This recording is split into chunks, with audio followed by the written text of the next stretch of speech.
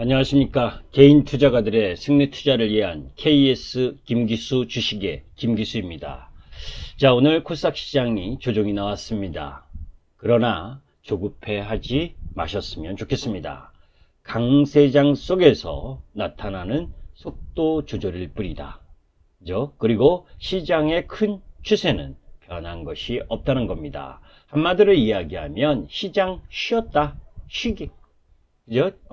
제가 항상 비유를 드는 에베레스트 산을 정복할 때도, 그죠? 다이렉트로 꼭대기까지 올라가지 않습니다. 중간중간에 베이스 캠프를 치고 또 쉬었다 올라가야 정상을 정복할 수 있죠. 그런 템포 조정의 조정 흐름이 진행된 상황이다 라고 바라보시면 되겠습니다. 자, 그러면 그런 가운데에 오늘 아침 여러분들에게 이 머니투데이 방송 제 카페에 들리셨으면 시장이 조정을 보일 수 있다라고 하는 걸 아침 8시 반 이전에 알 수 있었을 겁니다. 자, 8시를 6분에 여러분들께 이제 올려드린 내용입니다. 자, 김기수의 이야기를 보시면 한 템포 쉬어가도 좋다. 이 이야기는 뭐냐면 강세장 속에서도 한 템포 쉬어갈 수 있는 흐름이 나타나고 있는 상황이다 라는 분위기였죠. 사실 지난주 LG화학의 실적 발표 이후에 지지난주죠 벌써 금요일날 실적 발표 이후에 급등을 하고 그러면서 2차전지 섹터가 초급등을 하지 않았습니까? 그죠? 그리고 나서 또 현대차 이 수소차 프리미엄을 얹으면서 급등을 한 부분, 거기에 니콜라이가 협업을 제의했다라고 하는 부분, 이런 부분들 때문에도 자동차 관련주와 또 수소차 관련주가 급등을 하고, 그런 흐름들 속에서 성장주라고 하는 부분들이 과열 양상이 들어갈 수 있을 만큼 급등을 했습니다. 그죠? 사실 2차전지 수소 테마를 비롯해서 소외주들의 선정까지 지금 나타났죠. 돌아가면서 그죠? 못난이라고 불렀었던 경기 민감주의 종목군들이 보험 섹터가 또 어제는 조선 섹터까지 금융 섹터까지 그죠? 그리고 오늘은 카지노 그리고 화장품 관련 섹터까지 이렇게 소외주까지 상승하는 흐름들을 보여주면서 시장의 단기 과열 징후가 일정 정도 나타났기 때문에 한 템포 쉬어가도 좋을 그런 타이밍에 와 있었던 부분입니다. 그리고 조금 전에 이전 방송에서 유튜브 방송을 통해서도 이야기했듯이 공매도 공청회와 관련된 부분에 있어서 사전적으로 기관들의 프로그램 매도를 통한 조정을 이끄는 모습이 나왔다. 사실 지금 코스피 종목 중에 기술적 과열권 이 부분이 RSI가 한마디로 70 이상을 과매수라고 얘기하는데 거기에 진입한 종목의 수가 지금 이 도표에 보듯이 16%가 넘다. 그죠? 그리고 또 코스피 200 내 과열권 진입 종목 수는 18회를 넘는다. 사실 이렇게 과열권 진입 종목이 15%에서 20% 정도 되게 되면 시장은 조정을 보여야 됩니다. 그래야 그죠? 그래야 시장이 또 추가 상승할 수 있는 에너지를 얻는 겁니다. 실질적으로 3월 19일 날 코스피 지수나 코스닥이 코로나19로 인해서 급락을 하면서 장중에 코스닥은 12%까지 마이너스 12% 부분을 급락을 했고 그죠? 그래 코스피는 8%까지 급락을 하면서 코스닥 지수가 1439포인트 그리고 코스피 지수가 1439포인트 그리고 코스닥 지수가 419포인트까지 급락을 했다가 6월 초까지 급반등을 했죠. 대부분의 모든 섹터가 다 급반등을 한 그때 그 당시에도 6월 초였었는데 그때도 역시 지금과 유사한 수준의 과열 진입이었었습니다. 이렇게 과열이 진입되게 되면 시장은 다소의 조정을 보이는 겁니다. 그죠? 그런 부분들 속에서 또 개인 투자가들이 개별 종목을 다 버리고 대형주로 너도 나도 할 거 없이 현대차로 가자, LG화학으로 가자, 뭐 LG화학 100만 원 넘어간다, 현대차 50만 원 넘어간다. 그 무수히 많은 유튜브의 광고쟁이들이, 그죠? 어떻게 하면 더 자극적으로 상승한다 하면서 뭐에 단기적인 조정도 염두에 두고 접근을 해야 되는데, 아무리 좋은 주식도, 그죠? 어떤 타이밍에 사느냐가 중요한 거죠. 그죠? 너 이 시가총액 부분을 염두에 두고, 이 시가총액이 너무 큰데, 그런 종목이 뭐에 일주일 새에 30% 가까이 상승을 했다. 그러면 50%로 올라가도 비중을 축소하고 매도하고 다시 보는 게 정상입니다. 뭐 시가총액 몇 조짜리가 한순간에 하루아침에, 그죠? 세상을 바꾸는 건 아니잖아요. 그죠? 갈 때 가더라도 지금은 쉬어야 되는 구간에 놓여져 있기 때문에 시장은 쉬었다. 그런데 코스피 지수는 왜 올랐느냐? 쉬었었던 삼성전자가 올랐잖아요. 그죠? 그리고 못난이라고 이야기했던 소외 섹터들, SK텔레콤이라든지, 그죠? 그리고 어제는 한국전력, 뭐 오늘은 저 죽으라고 빠지던 삼성 SDI나 뭐 화장품, 카지노 이런 애들이 올라오니까 지수를 받쳐준 거죠. 그죠? 은행주나 이런 금융 섹터도 시장 지수를 받쳐준 것 뿐이었습니다.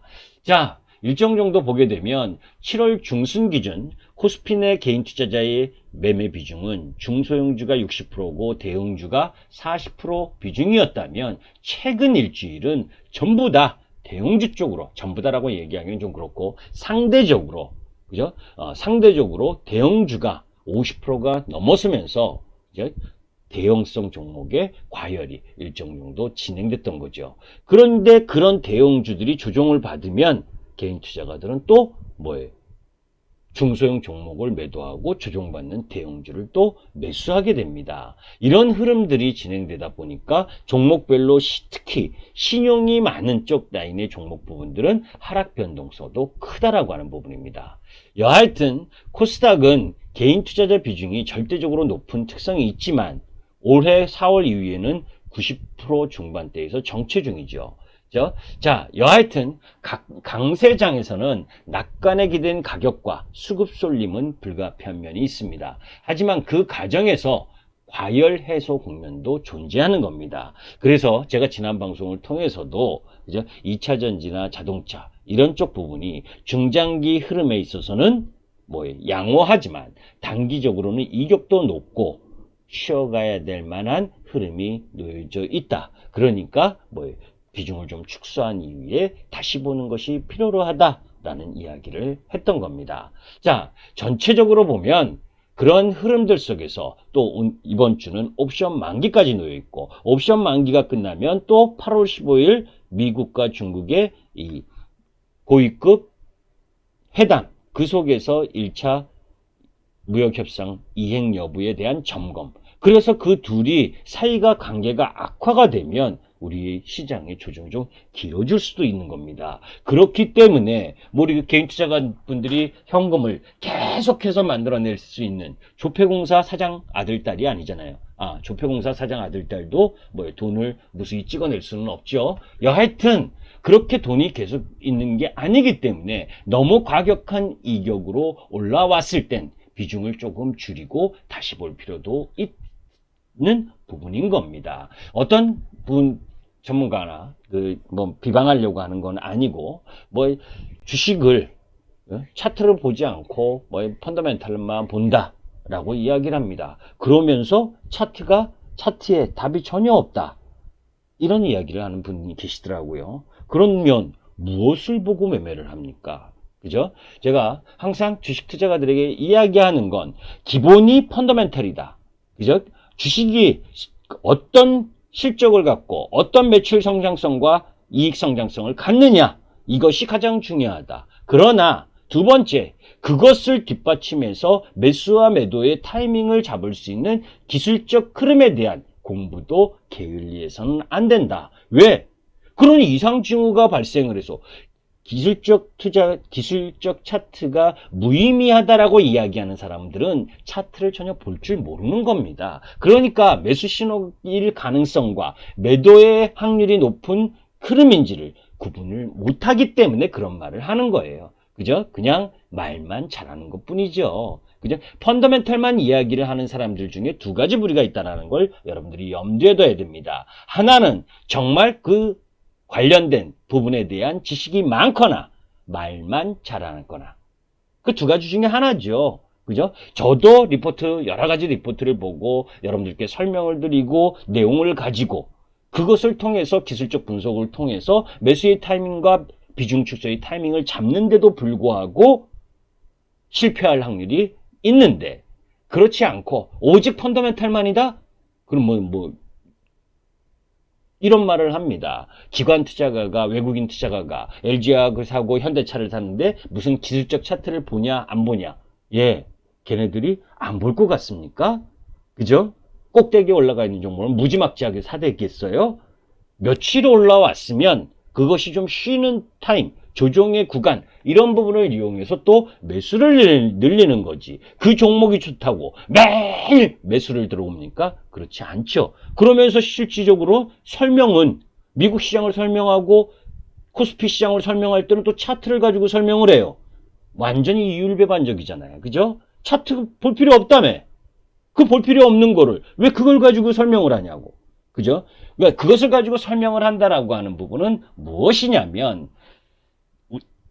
본인이 원하든 원하지 않든 대부분의 투자가들이 그죠? 공식 이 증권사에서 제공하는 일정 정도의 이 차트 기술적 분석 이런 부분들을 가지고 그것에 동요돼서 움직이기 때문에 매수와 매도를 일정 정도 하는 패턴이 있기 때문에 그것을 잘 이용할 수 있는 해석의 능력을 키우는 게 기술적 차트에서는 중요하다는 겁니다. 그래서 그것을 병행해야 되는 거죠. 조금 3,000% 빠졌네요. 자, 미국의 2분기 어닝 서프라이즈입니다. 밸류에이션 부담이 좀 확대됐다라고 하는 내용이죠.